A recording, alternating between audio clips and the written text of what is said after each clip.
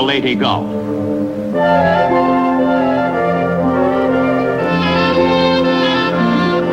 Across the restless wilderness of water that is Pacific in name only, the United States Navy orders Halsey's 3rd Fleet and Kincaid's 7th Fleet to the Philippines. Sailing over the Mindanao Deep and into Leyte Gulf, Allied soldiers and sailors come to answer the prayers of those who marched their way to death on Bataan 2.5 years earlier. It is October 1944.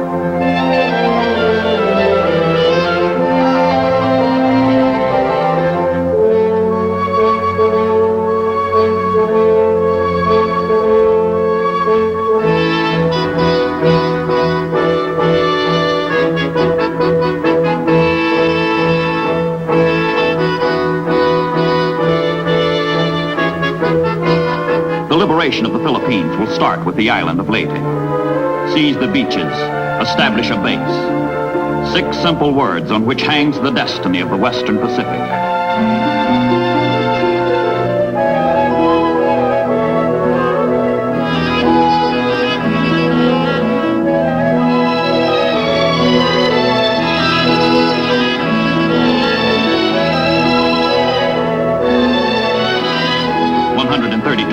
Troops, 200,000 tons of material, 750 transports and landing craft. For the GIs, Leyte Gulf is all-out war. For the Japanese, Leyte Gulf is the most tempting target ever offered.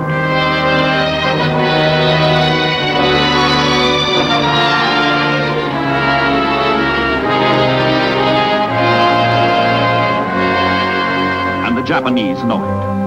They have long been waiting for the Allies to get out on a limb. They have long had a plan to cut off the limb. Down from the north, up from the south, in from the west, the Imperial Japanese Navy converges with 3 powerful forces to perform the surgery at Leyte Gulf.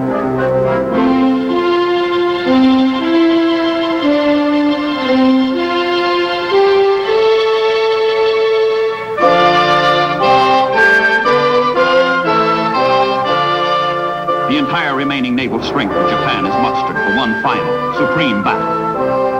Loss of the Philippines will tear the Japanese empire in 2, cutting off the home islands from the oil, the resources, the wealth of the Indies and Southeast Asia, fatally crippling Japan's ability to wage war. The Leyte landings must be destroyed if Japan is to survive. The Naval High Command confesses.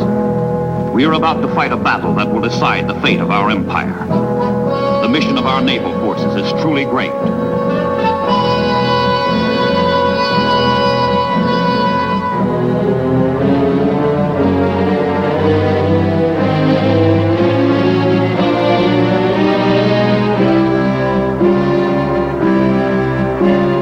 Steady attrition has undermined the once superb Imperial Japanese Navy. But what the sailors now lack, they supplant with courage sired out of desperation.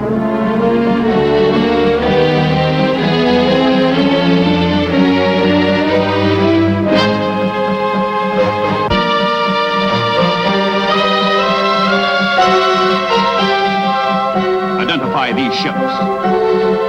United States battleship, Maryland class. United States battleship, Oklahoma class.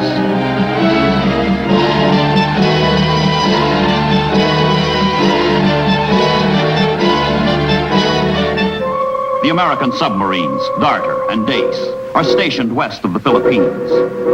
3 days after the Allied landings at Leyte Gulf, they discover part of the converging Japanese Navy. They attack, sink 2 cruisers, and send the enemy's course and speed to Halsey and Kincaid. Darter is lost, but the Americans are alerted.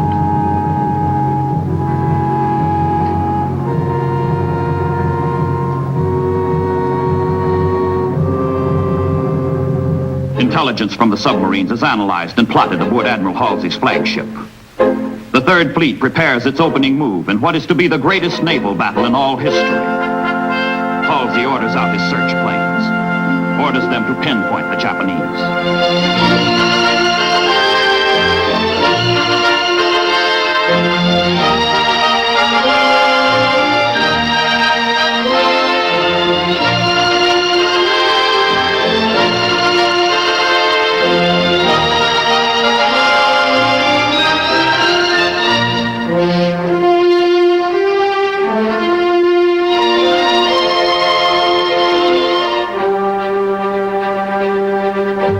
Halsey's scouts find the Japanese Central Force in the Sibuyan Sea, headed east toward San Bernardino Strait. The enemy plans to sail through the strait and then set a southerly course for Leyte Gulf. A southerly course for slaughter.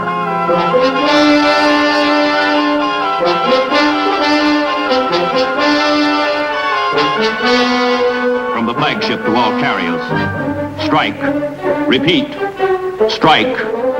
Good luck.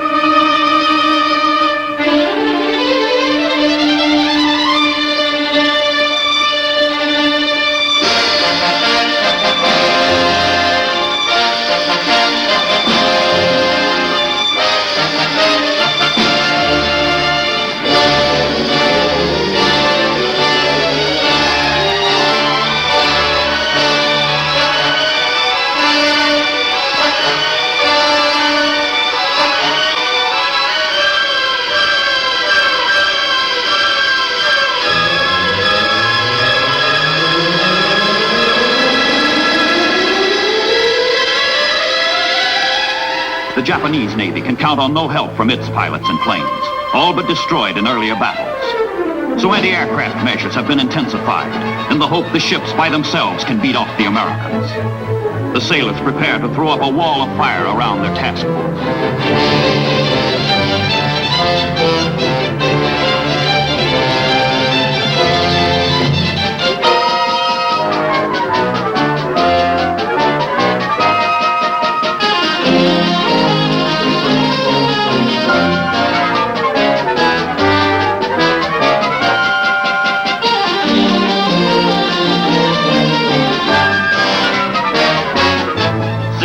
Attacks concentrate on the 63,000-ton battleship Musashi. Hit after hit is scored. 21 torpedoes find their mark.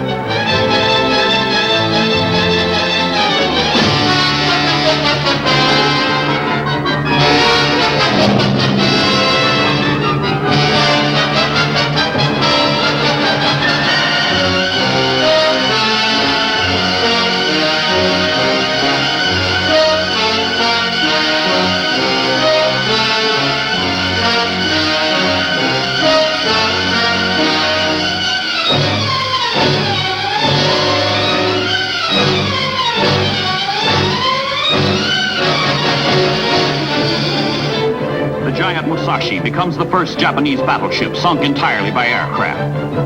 Other ships are damaged. The Japanese Central Force pauses and turns back. It has been battered, mauled, wounded, but it has not been destroyed.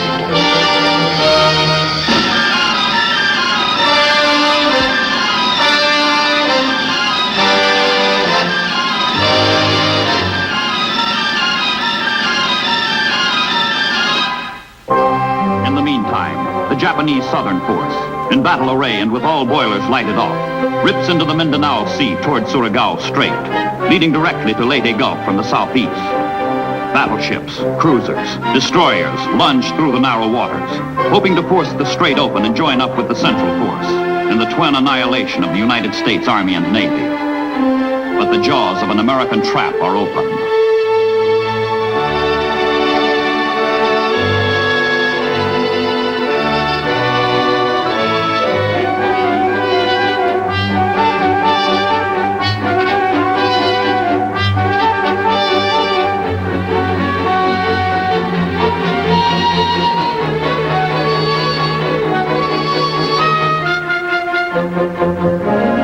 American men of war, alerted to the Japanese approach, race to put a stopper in the bottleneck of Surigao Strait.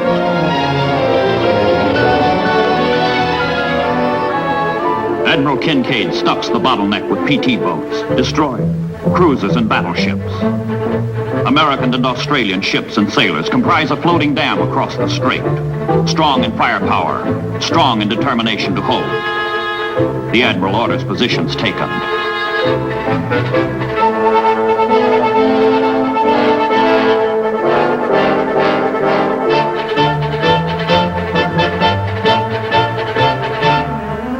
PT boats, trained to attack anything afloat, with no defense but speed, skill, daring, patrol the southern end of Surigao Strait.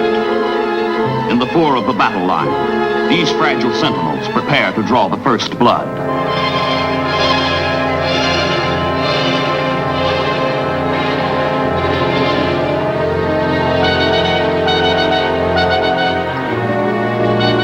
Behind the PT patrol is the destroyer picket line. Behind the destroyers are the cruisers. And behind the cruisers, the battleships. All hands are quiet, tense, waiting.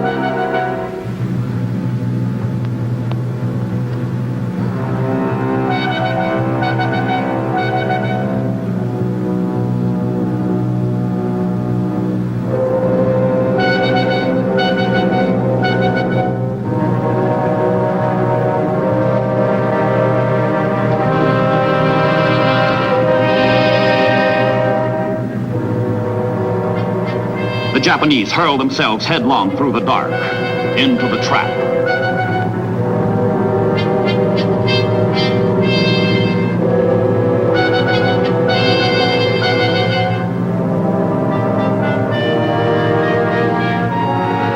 Midnight, October 24th. Inside the Japanese force, detection gear picks up their enemy. Suddenly, brilliantly, searchlights dispel the night. The Battle of Surigao Strait is on.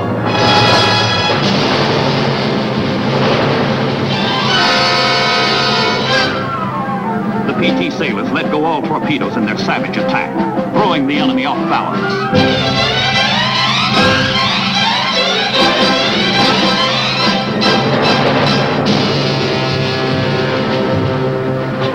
The PTs have done their job. Located the enemy, attacked the enemy, betrayed the enemy to the bigger boys. Now destroyers, cruisers, battleships, all in position, all at battle stations, take up the fight. The Japanese are in the trap, and the jaws close.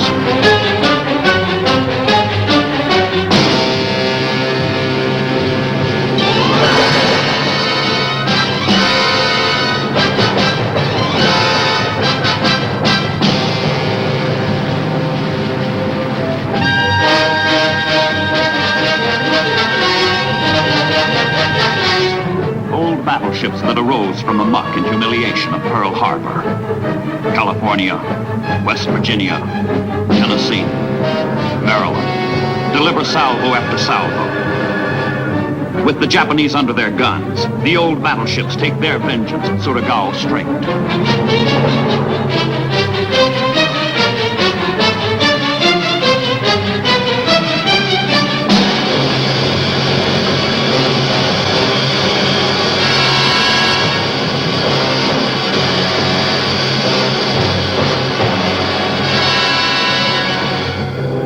The debris of Japanese disaster litters mile after mile of Surigao Strait.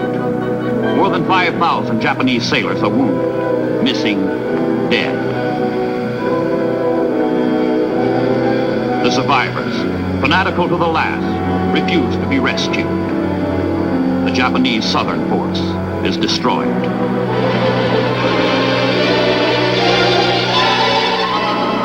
But there is no time for celebration. To the north, San Bernardino Strait, unguarded, open waterway leading to the approaches of Leyte Gulf. Through this passage, the Japanese central force of battleships, cruisers, destroyers, steams at 20 knots. This is the force that was turned back. But if it could turn once, it could turn again. And turn it has, toward Leyte.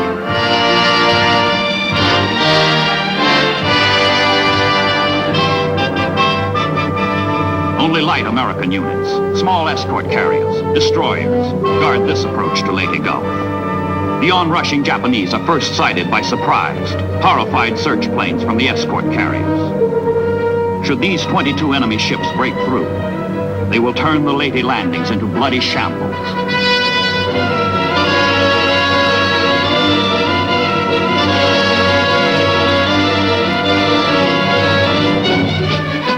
Orders go out to the thin line of destroyers.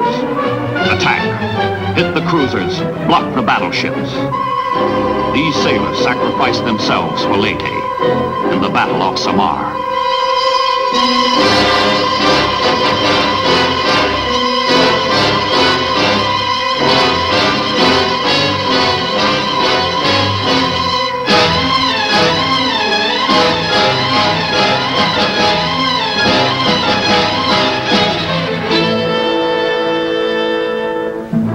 Japanese force includes the largest warship ever built, the Yamato, mounting the biggest guns afloat. Open fire, orders the Japanese admiral, letting the feeble defenders feel the full sting of the Imperial Navy.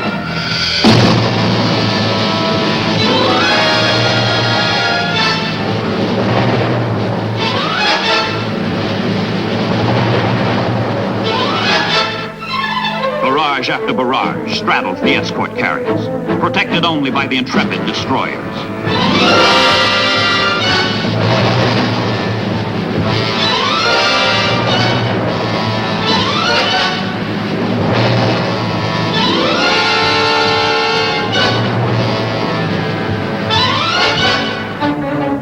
Destroyers lay screens of real and chemical smoke between the escort carriers and the enemy, then bore in to deliver a furious torpedo attack.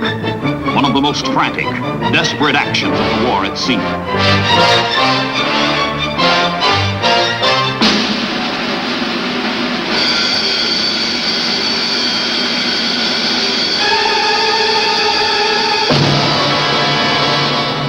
Every plane that can get off the escort carriers joins the unequal battle. Trained only for support of ground troops, the Jeep pilots hit the Japanese with what they can, with all they have.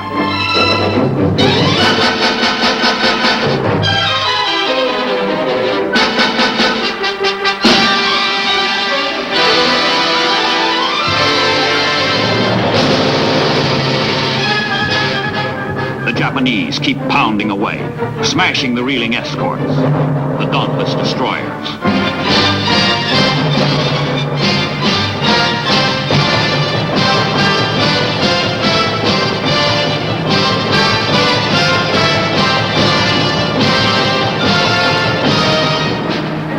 But the reckless American attack continues, scattering and confusing the Japanese.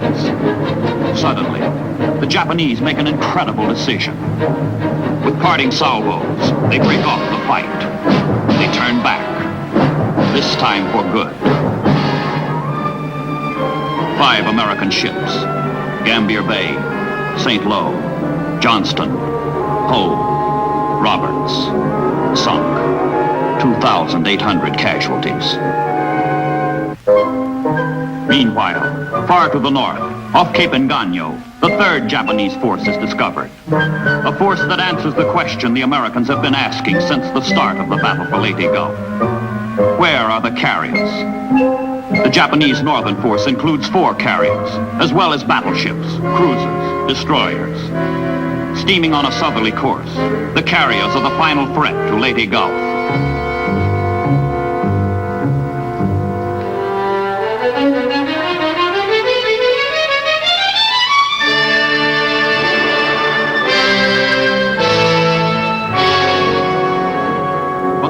The northern force is suicidal. It is to act as decoy, to lure Halsey's 3rd Fleet away from Leyte Gulf, while the central and southern forces drive the Americans out of the Philippines. The Japanese are hopelessly outclassed, short on training, short of planes. We will be sunk, their admiral admits. That is our mission.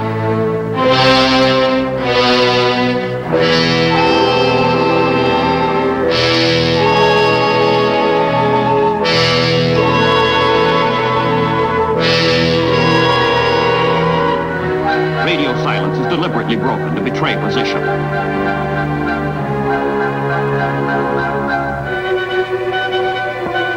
The dummy messages are intercepted by Halsey's radio men. The admiral is confronted with a tough problem. Should he stay at Leyte or sink the Japanese carriers? Regarding his mission to be offensive rather than defensive, he orders the 3rd Fleet north.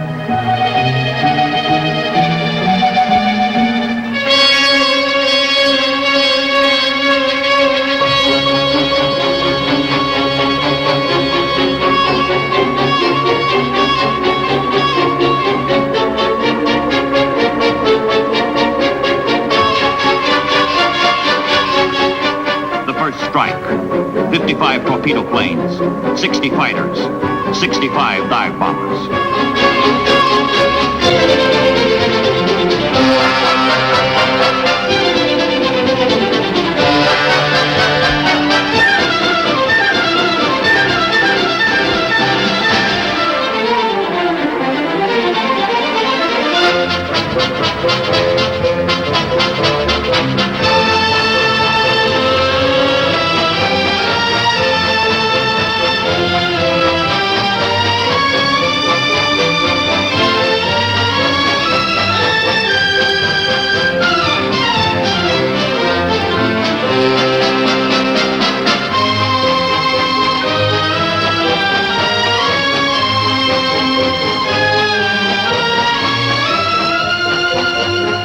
Japanese maneuver to receive the assault with massed, intense anti-aircraft fire.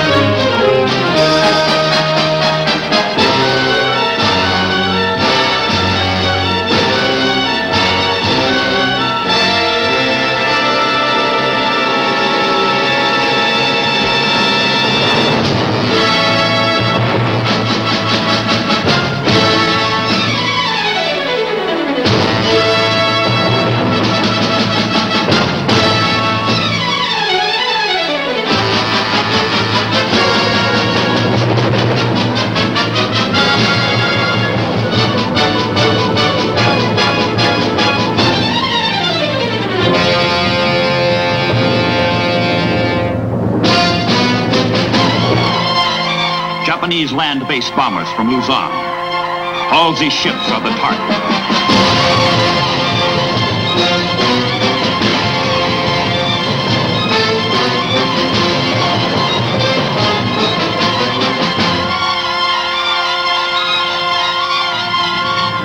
Few Japanese attackers break through, but a single bomber finds its single mark with a single bomb.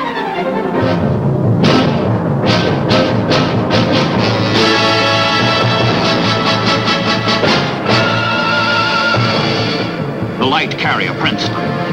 One hit is enough. Rescue efforts by her crew and first aid from the cruiser Birmingham cannot prevent a fatal internal explosion.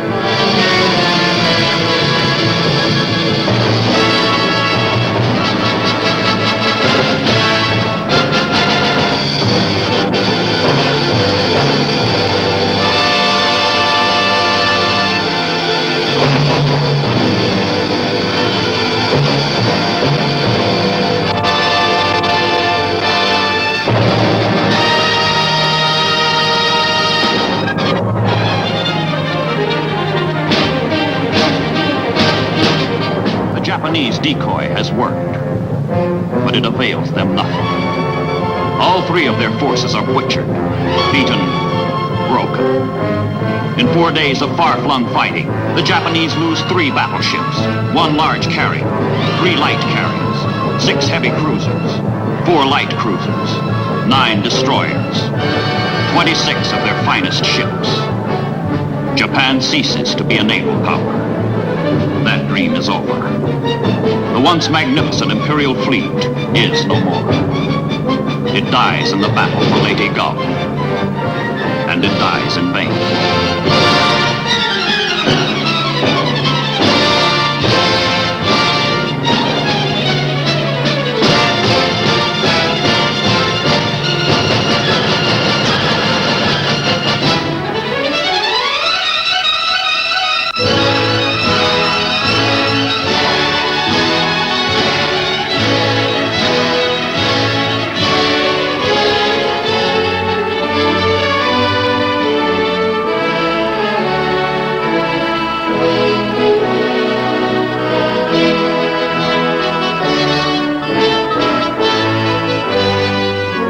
Fleets are made by nations. Battles are won by men.